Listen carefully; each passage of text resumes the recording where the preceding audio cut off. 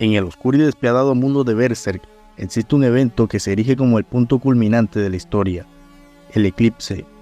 Es este horrible acontecimiento el que desencadena los sucesos que darán forma a las diversas tramas que presenciamos a lo largo de la obra.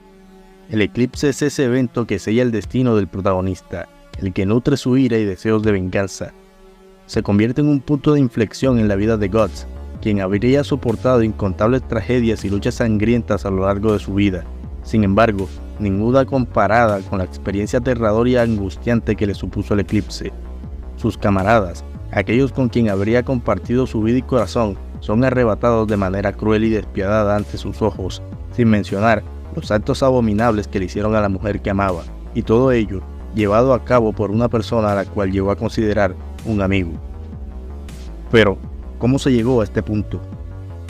Si leíste la obra te habrás dado cuenta de que, en realidad, todo pudo haber sido tan diferente. ¿Cómo es posible que en su mejor momento la banda del halcón cayera? ¿Cómo es posible que un sueño roto desencadenara el verdadero infierno en la tierra? Y por supuesto, ¿cómo hay personas que siguen diciendo que Griffith no hizo nada malo? He was the best guy around. What about the people he murdered? What murder? El eclipse es esa experiencia trascendental que marca un antes y un después en la trama de Berserk. Sin embargo, ¿qué pasó en la obra para que este evento ocurriera? Se dice que, por muy pequeña que es una variación, si se da, esta puede alterar por completo los acontecimientos de una situación, y en Berserk, dicho acontecimiento es esta escena. Griffith hablando con la princesa Charlotte y Guts simplemente escuchando. Sin embargo, para explicar el impacto de dicha escena habría que retroceder un poco para ver los acontecimientos de la historia que fueron nutriendo la importancia que tendría esta situación para la obra, teniendo en cuenta la perspectiva de Guts. Después de haberse establecido en la banda del halcón y convertirse en el comandante del escuadrón de asalto, Guts parecería no haber cambiado mucho después de 3 años. Aún mantenía aquellas características del chico imprudente que gustaba enfrentar el peligro él solo. Sin embargo, a pesar de su sed de probar su fuerza en batalla, había algo que cambió en él, su aprecio por sus aliados. Por ello, cuando Casca le reprocha su actitud, Guts acepta cada uno de estos reproches, a excepción de uno que no podía tolerar, la acusación de no valorar ni pensar en sus aliados.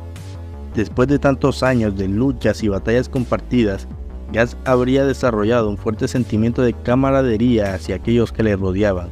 No era el mismo hombre que había sido hace 3 años. Esa afirmación era inaceptable para él. Aunque pudiera parecer imprudente en el campo de batalla, la vida y la seguridad de sus camaradas no eran algo que él se tomara a la ligera.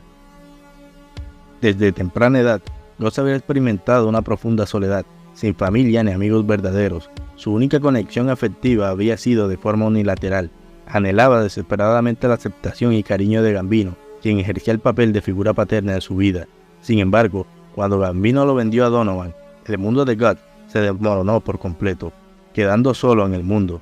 Un mundo en el cual Guts solo podía confiar en 2 cosas, su espada y su férrea determinación por no morir. Sin embargo, en él se suscitaron varias preguntas. ¿A dónde debo ir? ¿A dónde pertenezco? Cuando finalmente ingresó a la banda del halcón, a pesar de mantener su actitud solitaria arraigada en su forma de actuar, algo cambió en él. Por primera vez en mucho tiempo, Guts experimentó una sensación de camaradería y pertenencia. Estar rodeado de compañeros que luchaban a su lado, que lo valoraban y apreciaban por quien era, lo hizo sentir bien. No quería volver a estar solo, y por ello, a pesar de su naturaleza independiente, aceptó lo que le ofrecían sus compañeros en el escuadrón. Es por esto que no puede permitir que Casca diga tales afirmaciones, porque el lazo que estableció con el escuadrón era algo muy importante para él. Aún así, el personaje sabe que es y fue imprudente, y cuando ve a Griffith, no duda en disculparse, el cual solo le sonreiría y quitaría importancia a la situación. Más adelante en el campo de batalla, Guts se encontraría con alguien, un oponente más allá del mundo que conocía hasta ese momento, Nosferatu Zod. Guts lo daría todo en este enfrentamiento. Sin embargo, Zod demostraría ser algo literalmente fuera de la comprensión del protagonista. Viéndose casi derrotado, aparece una persona, Griffith, la cual se lanza a ayudar sin dudar, y gracias al collar de su cuello, ambos lograrían sobrevivir, no sin antes escuchar una profecía de Zod. Si te consideras amigo de este hombre, una vez que su sueño se derrumbe, enfrentarás la muerte. Guts admiraba y respetaba a Griffith, lo reconocía como un gran guerrero y líder excepcional, lo consideraba una persona sumamente especial, alguien diferente de los demás, principalmente por la convicción firme hacia su sueño, la cual era el motor que lo hacía seguir hacia adelante, y esto era lo más admirable para Guts. Por ello, luego de su encuentro con Zod, quiere preguntarle por qué arriesgó su vida, por qué arriesgó su sueño para salvarlo. Una persona tan racional como él no haría algo como esto. A lo que Griffith solo le diría: ¿realmente necesito una razón para arriesgarme y salvarte? A ver, canónicamente estos dos iban a coger aquí, pero Rey aparece y los interrumpe. Ya en su momento, Guts se habría percatado de que Griffith era una persona especial al oírlo hablar de sus sueños y ver cómo sus acciones lo llevaban cada vez más y más cerca de su meta. Guts se preguntaría entonces qué había hecho él durante tantos años, únicamente vivir para sobrevivir. Pero, ¿con qué propósito? ¿Para qué blandir su espada? ¿A dónde debería ir? Las palabras de Griffith después del enfrentamiento con Zod hicieron que Guts reflexionara en por qué Griffith hizo esto por él, porque una persona tan racional como él pondría en peligro algo tan importante como sus sueños, llegando a la conclusión de que quizás, para Griffith, él era una persona valiosa en su vida. Y al igual que en aquella noche que lo perdió todo, bajo la luz de la luna, esta vez se levanta para defender la voluntad de Griffith, así como lo habría hecho en su día por Gambino. Griffith decidiría acabar con la vida del general Julius luego de que éste orquestara un atentado contra él, encargándole dicha tarea a Guts, a quien no le importaría ensuciarse las manos si es por la ambición de Griffith. Al acechar a Julius, se percata de que está con un joven, Adonis. A través del exigente trato y entrenamiento de Julius con el joven, Guts se ve reflejado en aquel chico, sintiendo una genuina empatía por él. Sentimientos que le causarían un molestar a Guts. Cuando Julius está solo, rápidamente Guts acaba con él. Sin embargo, una persona se percata de su presencia y trata de alertarle el ataque. Guts se abalanza rápidamente y acaba con el testigo para revelarnos que se trata de Adonis, quien extiende su mano en agonía y es tomada por Guts, que queda en shock, ya que en ese momento sintió que había acabado con una persona completamente inocente, una figura en la cual él mismo se había reflejado. Era como si hubiera matado una propia parte de él y se hubiese convertido en un monstruo. La muerte del chico claramente lo afecta psicológicamente. Aún así, se las arregla para eliminar a los guardias que se percataron de la situación y escapar por una alcantarilla, arrastrándose en la suciedad y sin dejar de pensar en lo que había ocurrido. Como si estuviese en un trance, simplemente fuera de sí, va en busca de quien le había encomendado esa tarea, quizá buscando consuelo de buen trabajo por una misión completada. Sin embargo, cuando por fin lo encuentra, oiría de su boca las palabras que cambiarían el destino de todos los personajes y el rumbo de la obra. ¿Por qué pelean los hombres? Lo hacen para proteger las cosas que son valiosas para ellos, y que hay más valioso para una persona que un sueño, algo que es propio, algo que haces para ti mismo y no para los demás. Aquellos que lo dan todo por sus sueños, incluyendo su vida, son capaces de imponer sus ambiciones sobre la de los demás. Todos debemos tener un sueño, una aspiración por la cual dar sentido a nuestra vida. Una existencia sin un sueño es lo mismo que no estar vivo. Estas serían las palabras de Griffith, quien agregaría a su discurso que solo aquellos que siguen sus sueños y lucharían con cualquiera para mantenerlos son los únicos a los que él puede considerar como iguales. Y por ello, dentro de la banda del Halcón no hay nadie a quien pueda llamar amigo.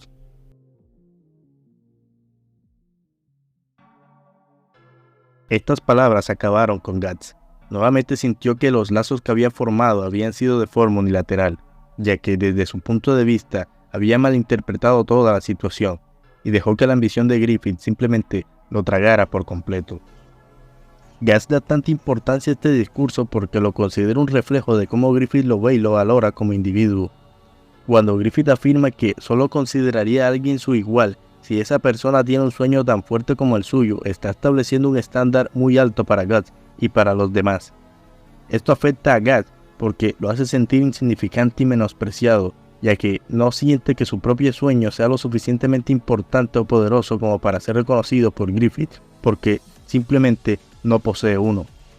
A pesar de ser sumamente habilidoso en combate, Guts afirma que en realidad se siente inferior, no solo a Griffith, sino también a Casca y a varios de sus compañeros dentro de la banda del Halcón, ya que a diferencia de ellos, todos tienen algo que poner en riesgo, algo por lo cual sus vidas tienen sentido, haciendo una metáfora con las fogatas del campamento, donde cada una de ellas representa las ambiciones de los miembros de la banda del Halcón, las cuales avivan al juntarse, dando como resultado una llama que parece imperturbable. Esa llama es Griffith. Sin embargo, Guts no era ninguna de esas llamas, ya que él no poseía dicho sentimiento. Hasta ahora, su única razón para pelear había sido el sueño de otro. Por un momento encontró satisfacción en ello, pero al final no pudo hallar ese lugar, esa misión que tanto había anhelado para él, y quizás era el momento de averiguar cuál era. Si tan solo Adonis no hubiese estado en ese momento, si tan solo Guts hubiese llegado un poco más tarde, quizás la causalidad no habría hecho de las suyas. Guts consideraba a Griffith un amigo, pero ante las palabras de este, hicieron despertar en Guts un anhelo de buscar algo propio para no permitirse que aquel que admiraba y respetaba lo vea como alguien inferior. Es el anhelo de Guts por tener un sueño lo que lo condena, cuando por fin consigue ser su semejante, cuando finalmente puede considerarse su amigo, cuando impone su propia ambición ante la de Griffith.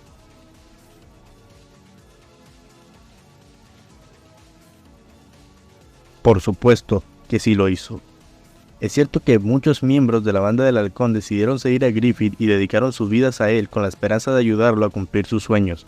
Sin embargo, eso no justifica ni excusa las acciones posteriores de Griffith, más teniendo en cuenta que la banda del Halcón realmente siempre se mantuvo fiel a él, aún después de ser la sombra de lo que alguna vez fue.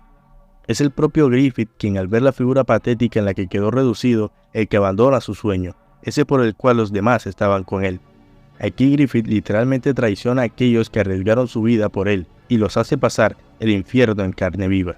Si bien es cierto que sus subordinados lo admiraban y estaban dispuestos a sacrificarse por él, su traición y el hecho de darlos en sacrificio para obtener poder y ascender a un estado divino es cuanto menos, no sé, algo moralmente cuestionable como para andar por ahí diciendo que no hizo nada malo.